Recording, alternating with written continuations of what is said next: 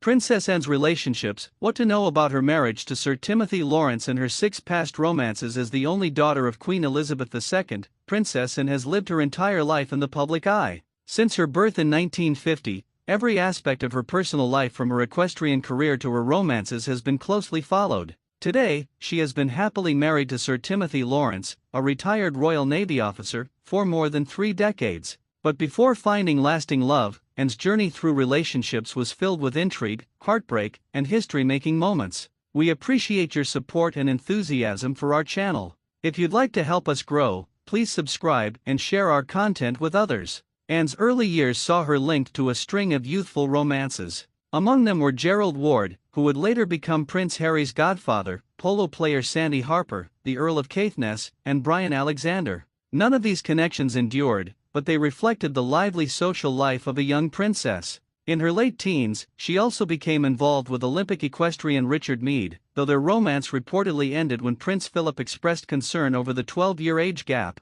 One of Anne's most notable early relationships was with Andrew Parker Bowles in 1970. Their romance unfolded against the backdrop of what later became a complex royal love web involving Charles, Camilla, and Diana. Anne and Andrew first went out during royal ascot at Windsor Castle, and their relationship sparked headlines. However, religion proved a barrier. Andrew was Catholic, which at the time made marriage into the royal family impossible. Although the romance ended, the two remained close friends, even after Andrew went on to marry Camilla in 1973. Anne's first marriage was to Captain Mark Phillips, an accomplished equestrian like herself. They met in Mexico City in 1968, united by their shared passion for horses, and began dating in the early 1970s. On May 29, 1973, Mark proposed with a sapphire and diamond engagement ring. Later that year, on November 14, Anne became the first of Queen Elizabeth's children to marry, in a spectacular televised wedding at Westminster Abbey. It was a historic broadcast, as the first royal wedding shown in color, and millions watched as she walked down the aisle in a simple yet regal high-neck gown with a 7-foot train,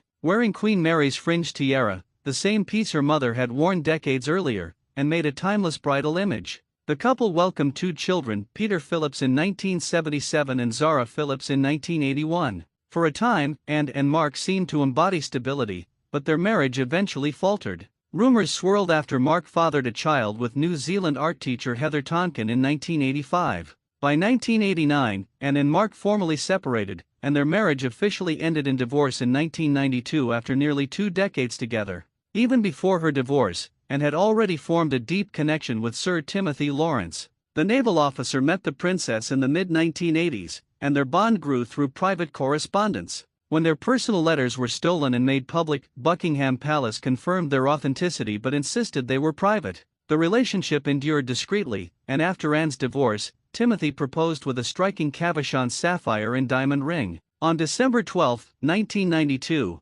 Anne married Timothy in an intimate ceremony in Scotland. At the time, the Church of England did not allow remarriage after divorce, so they wed under the more lenient rules of the Church of Scotland. The service was low-key, attended only by close family, with Anne dressed in a tailored white suit and a small floral adornment in her hair instead of a veil. Their understated wedding contrasted sharply with the grandeur of her first, but it reflected Anne's preference for privacy and simplicity. More than 30 years later, Anne and Timothy remain one of the most enduring royal partnerships. He has been a steadfast presence at her side, accompanying her to public events while respecting her fiercely independent spirit. Unlike many royal unions marked by drama, their relationship thrives on mutual respect, quiet strength, and shared devotion to duty. Princess Anne's romantic history may have begun with youthful flings, crossed paths with some of the most famous names in royal circles, and included one high-profile marriage that ended in heartbreak. Yet it is her second marriage to Timothy Laurence that has defined her later life,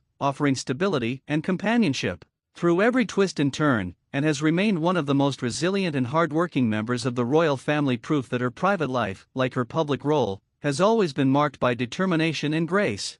Thanks for watching till the end.